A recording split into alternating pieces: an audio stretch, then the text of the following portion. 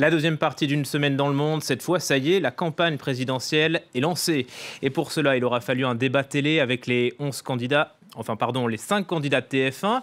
La chaîne a préféré inviter les prétendants qui pèsent lourd dans les sondages. Depuis, Emmanuel Macron, qui engrange les soutiens, s'est offert la première place dans les intentions de vote devant Marine Le Pen. François Fillon, lui, est loin derrière. Il a tenté hier soir de rebondir dans l'émission politique. Il a attaqué frontalement François Hollande. Les fuites dans la presse, c'est lui. Démenti aussitôt de l'Élysée. Quant à Benoît Hamon, le socialiste peine à convaincre à tel point qu'il se ferait doubler par Jean-Luc Mélenchon dans les derniers sondages. Voilà pour le feuilleton de la semaine. La parole est d'abord à François Fillon. Vous avez aujourd'hui des journaux qui reçoivent des documents 48 heures après qu'ils aient été saisis dans des perquisitions, par exemple dans mon bureau à l'Assemblée nationale. Qui leur donne ces documents? Des services de l'État. Et vous pensez que ces services de l'État le font sans être couverts par leur hiérarchie? Je vais mettre en cause le président de la République. Il y a un livre qui sort ces jours-ci, dont j'ai pu lire les bonnes feuilles, qui en 240 pages explique comment François Hollande fait remonter toutes les écoutes judiciaires qui l'intéressent à son bureau. Ce qui est une illégalité totale. Et moi, ce soir, solennellement, je demande qu'il y ait une enquête ouverte sur les allégations qui sont portées dans ce livre, parce que c'est un scandale d'État.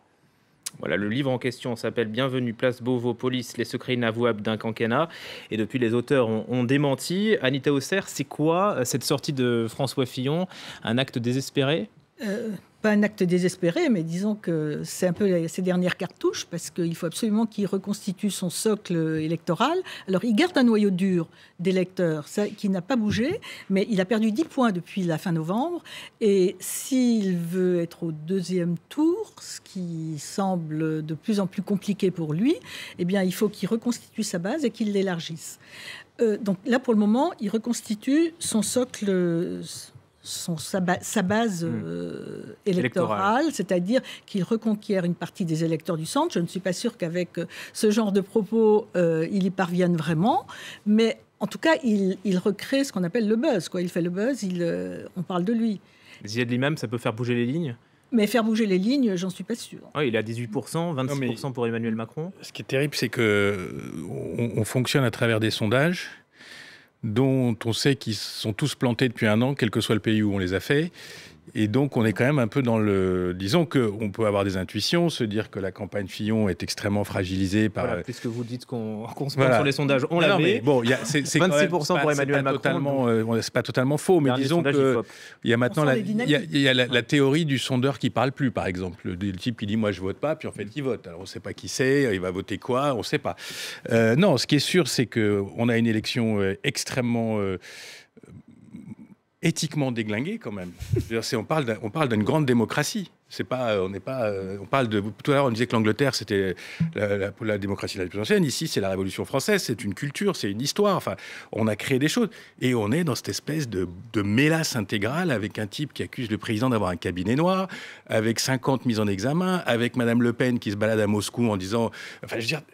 Où est-ce qu'on est, quoi? Il y a tout qui part dans tous les sens. Non, mais c'est problématique. Et je comprends mieux, parce que tout le monde dit d'où vient Macron, mais on comprend très bien d'où vient le macronisme et d'où vient le mélenchonisme. Le macronisme et le mélenchonisme viennent du désespoir des électeurs qui vont vers des gens qui ont l'air à peu près cohérents, une espèce de cohérence comme ça, nouveauté.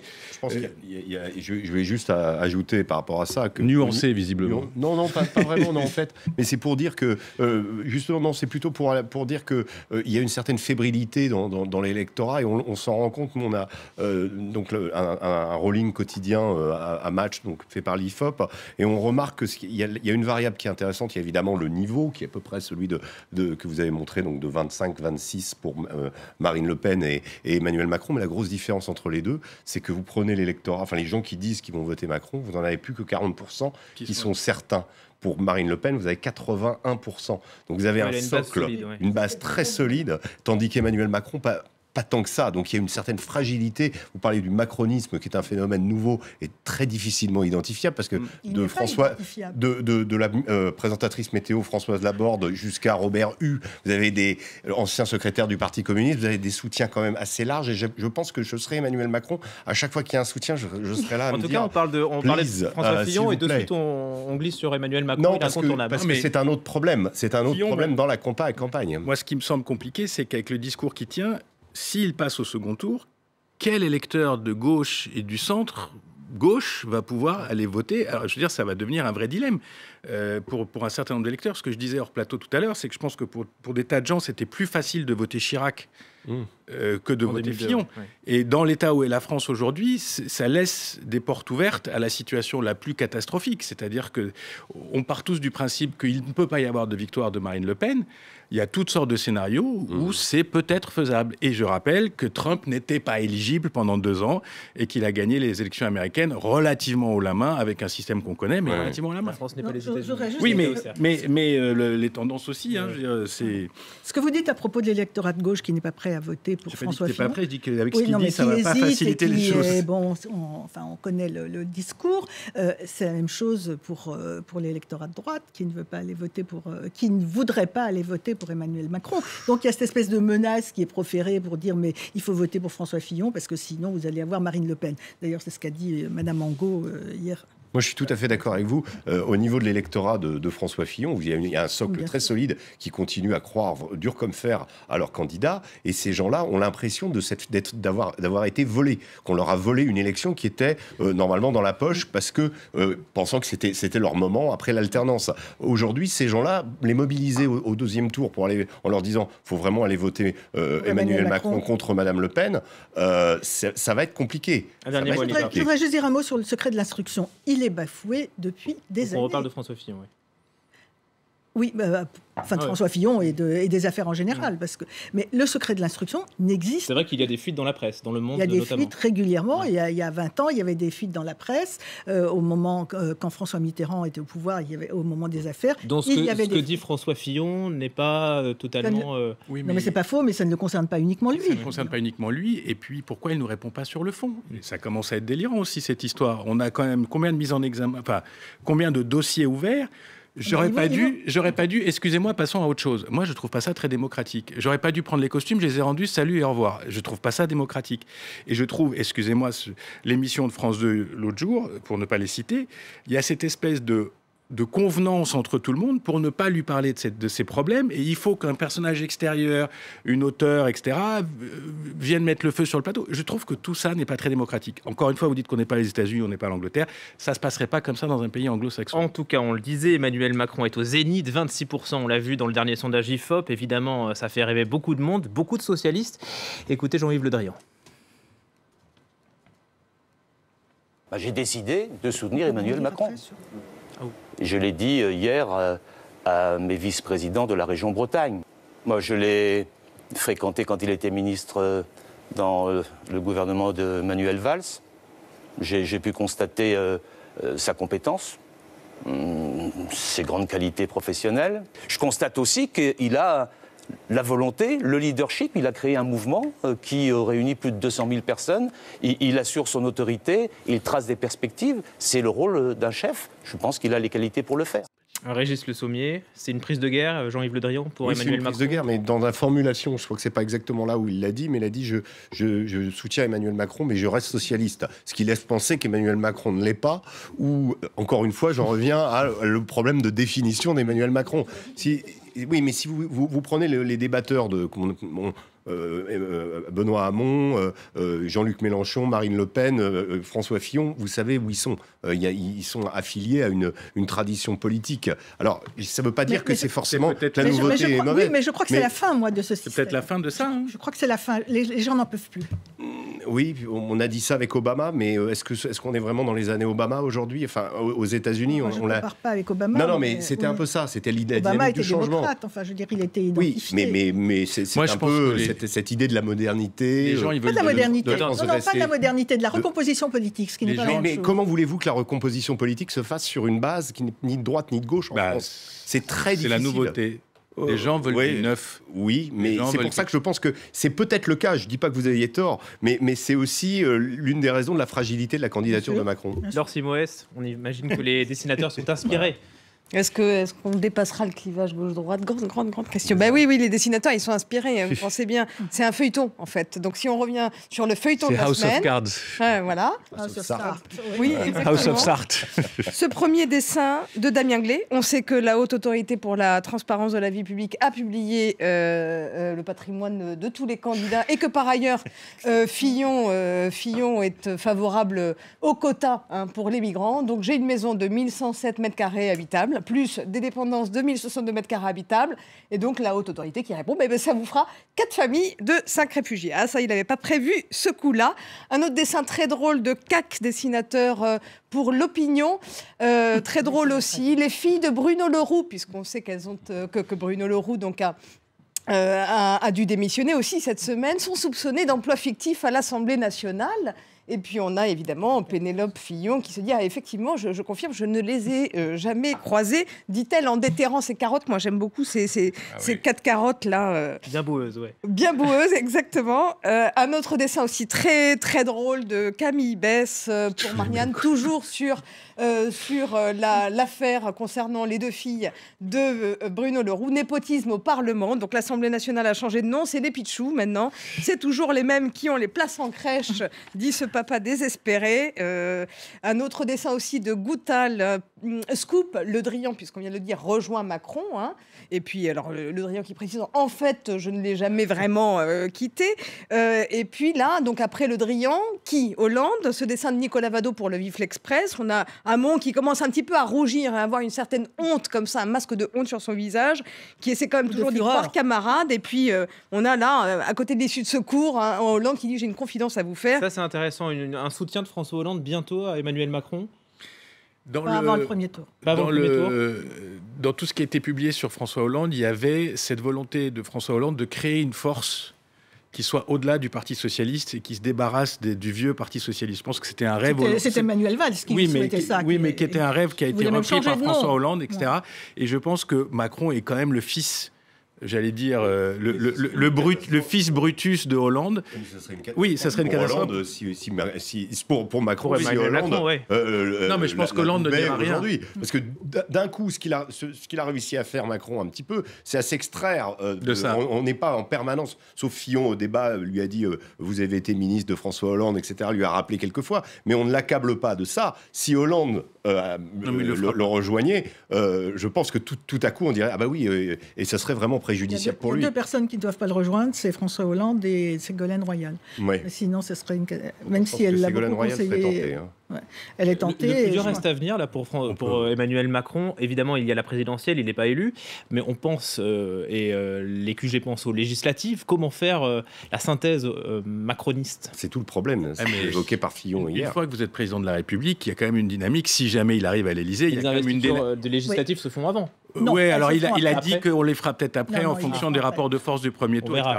Mais qu'est-ce que vous faites de l'enracinement local d'un député qui est très bien élu? C'est un argument qui a été avancé par Fillon hier en disant la plupart des gens sont élus en région. Vous allez mettre ce qu'il appelle des députés Internet, c'est-à-dire des gens qui arrivent. Le Drian, il dit qu'il est socialiste et macroniste. Oui. Donc il y aura des tas de députés qui vont dire je suis socialiste et macroniste, comme d'autres diront je suis centre-droit et macroniste. Moi je pense que tout le pari est là. Et puis il y aura peut-être un Parlement ingouvernable. Anita. Quand Emmanuel Macron a lancé son premier appel à candidature, il a expliqué qu'il était favorable à la double appartenance. Ça rappelle un peu la 4e République. Donc ça voulait dire qu'il était prêt à accepter tout le monde. En fait, ils se sont rendus compte qu'ils ont été submergés de demandes, parfois farfelues. Comment ? Tout le monde veut devenir député. Tout le monde veut devenir député. Alors, en plus de ça, vous faites votre demande par Internet et puis vous remplissez un formulaire. Il n'a pas dit qu'il voulait qu'il y en ait moins des députés, d'ailleurs. Si, mais enfin... c'est dans un deuxième temps. Ouais. Ça, c'est un deuxième temps. De toute façon, il faudra voter. Mais ils se sont vite rendus compte qu'ils étaient dans un engrenage. Et il a quand même de vrais professionnels avec lui, je veux dire, pour les investitures. Donc, ils sont en train de décortiquer tout ça. S'il est élu, et s'il est bien élu, il y aura une vague législative. Ça s'est toujours vu comme ça, c'est toujours fait comme ça en France. Sauf que surtout depuis cette élection était un peu inédite. Oui. Ça ne s'est jamais fait avec quelqu'un qui n'avait pas un parti désigné derrière. Enfin, c'est là où est le oui, mais moi, je pense que Laure Sibouès, allons-y. Juste pour terminer sur Macron, justement, 2-3 dessins un peu dynamique. rigolos. Hein. Présidentiel, 10 millions de Français ont suivi le débat. C'est un dessin de Pascal Gros pour Marianne. Donc là, on a le couple à Vachibon. On va dormir sans aller se coucher. Et puis l'autre qui lui répond, oulala, mais t'as trop écouté Macron, toi. Hein. On disait justement Macron d'accord avec tout le monde. Donc si vous êtes toujours d'accord, on ne va pas pouvoir débattre. Ah ben oui, je suis d'accord. Toujours un dessin de Lacombe pour Marianne. Et puis pour terminer, un dessin rigolo, toujours de CAC pour l'opinion. Cette scène de lit comme ça avec Hollande, on le reconnaît bien. J'y comprends rien, mais le suspense est intense, dit-il en lisant son polar Le Grand Sommeil de Raymond Chandler. Et puis on a sa petite Marianne à côté qui pense la même chose des présidentielles 2017. Pour revenir au dessin d'Emmanuel Macron, on l'a bien compris à la fin du débat de lundi soir que Marine Le Pen avait trouvé le bon filon. Il a parlé 5 minutes, 7 minutes a-t-elle dit, on n'a rien compris. Ça, c'est l'argumentaire qui va revenir, on imagine. En même temps, il a été capable de lui renvoyer un beau revers quand elle est allée trop fort avec lui. Bon, mais moi, je trouve que ce gars... la dernière tirade, c'est un peu compliqué. Mais c'est pas quelqu'un qui fait de la politique depuis très, très, très, très longtemps. Le discours est pas très rodé. On sent qu'il y a de l'émotion qui affleure en permanence. On sent qu'il y a des poussées. Mais quand vous parlez avec sa base qui commence à se structurer, en particulier la base jeune... Les gens aiment bien ça. Il sera plus attaqué sur le fait d'être d'accord avec un tel et avec un tel. On dit, mais vous êtes où ? C'est ça. Oui, c'est sa structure et sa doctrine qui va être plus compliquée. Un mot de Benoît Hamon, si vous le voulez bien. Il a 10,5% dans les sondages. Il ne fait que baisser, le candidat socialiste. Pourquoi ça décolle pas ? Je pense qu'il y a une bête de foire à côté de lui qui est Mélenchon, et que si les deux avaient réussi à faire la synthèse de la gauche authentique, on dira, ou en tout cas traditionnelle, bon, là, il y aurait peut-être eu si vous prenez 10 et 10, là, il y aurait eu peut-être un candidat sérieux, mais ils n'ont pas réussi à s'entendre. C'était impossible. Donc, voilà, et puis, c'était impossible. Mélenchon s'est construit contre le PS. Oui, comment voulez-vous qu'il fasse Macron qui représente du PS light, on dira, ou en tout cas un truc centriste, vaguement de gauche, mais tout en étant banquier. Bon, et Hamon a été frondeur aussi. Et Hamon fait partie de la gauche, la gauche du PS quand même. Donc là, il y avait peut-être une possibilité d'entente, ou enfin une intelligence. Mais bon. Mais les primaires ont aussi ouvert cet énorme boulevard au centre. C'est en choisissant de chaque côté les candidats les plus marqués de leur camp, il y a un espace qui s'est ouvert naturellement et qui a été du fait que Juppé n'ait pas eu... Oui, du fait que Juppé a été battu et que Valls a été battu. C'est clair. On retrouvera tous ces candidats le 4 avril. Déjà ? Les 11 candidats. Donc il y aura les 6 petits candidats, comme on les appelle. Leur absence sur TF1, c'est la fin de la démocratie, dit Nicolas Dupont-Aignan. C'est quoi, un coup de com' ou il a raison ? Les deux. C'est pas la fin de la démocratie, mais enfin... En tout cas, il décolle, Nicolas Dupont-Aignan. Très arbitraire, oui. Il s'est fait une pub formidable en dénonçant... Plus de 5% dans les intentions de vote, regardez, 5%. Il va peut-être atteindre ces 5% et peut-être les dépasser. S'il arrive à 10, on dira, TF1 a eu tort, finalement c'était quelqu'un de... Voilà. C'est un peu difficile au départ de se baser sur les sondages et de dire... Dupont-Aignan, il doit se mordre les doigts d'avoir quitté l'UMP quand il l'a quitté, parce qu'aujourd'hui, il serait un candidat tout à fait possible. Oui, une alternative. Oui. Vous avez vécu comment cette première historique du débat sur TF1 ? Vous trouvez ça tellement historique, moi. C'était une première, en tout cas. Oui. Disons que vous l'avez dit vous-même, ou je crois on l'a dit sur le plateau, c'était le début, enfin, de la campagne présidentielle. On est rentré dans du dur, avec des arguments, avec des échanges, avec des polarisations, et les gens avaient besoin de ça. On avait besoin de ça, parce qu'on était dans cette espèce de flou occupé par les affaires, etc. Là, il y a eu quand même un peu... Vous avez vraiment pu vous faire une opinion ? Non, mais je pense que c'est pas forcément une opinion. Je pense qu'on est rentré dans la campagne. Après, que les gens se fassent leur opinion. C'est quand même un format un peu particulier, parce que moi, je trouvais qu'à part Mélenchon, qui transgressait un peu parfois en interpellant les autres... pudeurs de gazelle. Voilà, et avec ces formules dont lui seul a le secret, mais les autres restaient un peu dans leur... Marine Le Pen parlait à des catégories. Elle ne parlait pas aux autres, elle parlait aux agriculteurs, elle parlait aux militaires, aux handicapés. Enfin, il y avait toute elle parlait aux gens, elle faisait du Trump, là, pour le coup. Et les autres, c'était Fillon ne parlait pas de peur d'être interpellé sur ses propres problèmes. Donc, il y avait, chacun était retranché dans son compartiment. Et j'ai trouvé qu'il y avait peu d'échanges, finalement, véritablement. Oui, on nous avait annoncé des interpellations, et en fait, il y en a eu assez peu. Il y en a eu quand même pas mal. Il semble que le vrai suspense, c'était Macron. Moi, quand j'ai lu la presse politique française, tout le monde était focalisé sur est-ce qu'il va passer le cap d'un premier vrai débat, est-ce qu'il va tenir. Allez, on va continuer en disant, on va continuer dans un échange entre Hamon et Macron, en disant on voit au moins qu'il y a eu du débat au PS. On va continuer à parler politique avec Mounia Kassem. Et on n'est pas trop à la bourre. Bonsoir.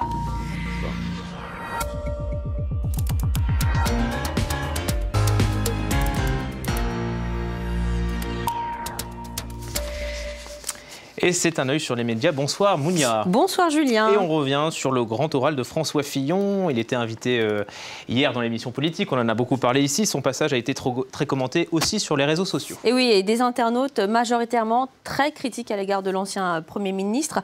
L'émission a été ponctuée de plusieurs séquences et nombre d'entre elles ont retenu l'attention des internautes, des tweetos. Vous en avez parlé de ces accusations contre François Hollande, l'instauration d'un cabinet noir, des accusations rejeté bien évidemment par le président Hollande. Pourquoi un tel cabinet a été mis en place en tout cas? Si ce dernier existe, il n'a pas permis de créer les conditions de la propre réélection de François Hollande. C'est ce qui se dit sur les réseaux sociaux. Mais c'est une autre séquence qui a aussi été très commentée. On va la voir, c'est celle de François Hollande qui est allé à la rencontre d'aides-soignantes dans un centre... François Fillon, qui est allé à la rencontre d'aides-soignantes dans un centre d'hébergement pour personnes âgées dépendantes. On va voir tout de suite. Vous voulez augmenter le temps de travail à 39 heures. Vous imaginez la pénibilité de notre travail? Est-ce que je peux vous donner quand même quelques éléments d'explication? Je vous écoute, allez-y. Il faut savoir qu'on est dans une situation financière très difficile. Si on veut que les fonctionnaires, les employés du secteur public aient des augmentations de salaire, dans un contexte financier comme celui-là, il n'y a qu'une seule solution, c'est de proposer une augmentation du temps de travail. 39 heures, on les fait déjà. On récupère les RTT. Eh bien, il faut qu'elle soit payée. Il faut qu'elle soit payée. Mais nous, on a besoin de notre RTT pour reposer. Parce que l'épuisement professionnel, il arrive aussi. Voilà pour cette séquence qui dure bien plus longtemps. Le personnel a fait part de ses griefs, de sa détresse même face à un François Fillon qui est plutôt resté de marbre, totalement hermétique et pas franchement ému par leur situation. Alors sur Twitter, ça a créé nombre de réactions. On va voir celle-ci. Dans un costume à 13 000 €, bien sûr c'est exagéré. Fillon explique à ses aides-soignantes payées 1 700 € par mois qu'il faut faire des sacrifices. Autre réaction de la journaliste du Bondi Blog, Nassira El-Moadem. Le professionnel lui parle suicide, les infirmières lui parlent souffrance et épuisement et Fillon répond idéologie. Autre réaction, celle de Liane Fillon, le châtelain voyou. Je vous ai dit, c'est très virulent. Et encore, je n'ai pas sélectionné les plus virulentes. Qui explique à des infirmières épuisées sans honte qu'elles vont devoir travailler plus. On va voir encore 3 autres petites réactions. Fillon promet de la sueur et des larmes à des infirmières qui sont déjà englouties sous la sueur et des larmes. Comment fait-il ? On va voir celle de Guillaume qui nous dit l'absence totale d'empathie de Fillon face aux infirmières. Image dévastatrice, une idée du dialogue social, si élu. Et enfin, celle-ci, vous mettez Fillon 1 mois aux urgences de la pitié salpêtrière et il donnera aux infirmières 12 000 € net par mois. Il est rhabillé là. Voilà, ça c'est fait. Ça a été très difficile de trouver, quasiment impossible de trouver des réactions à cette séquence en faveur de François Fillon. On a vu sur la séquence, l'extrait, l'une des aides-soignantes, Marissa, qui est revenue sur sa rencontre avec François Fillon. Ça fait l'objet d'un article. Et ce qu'elle a déclaré, eh bien, tout ce qui lui importe, c'est sa dette. Voilà qui est dit. Est-ce que c'est vrai qu'il n'y a jamais eu autant de tweets sur une émission politique que hier soir?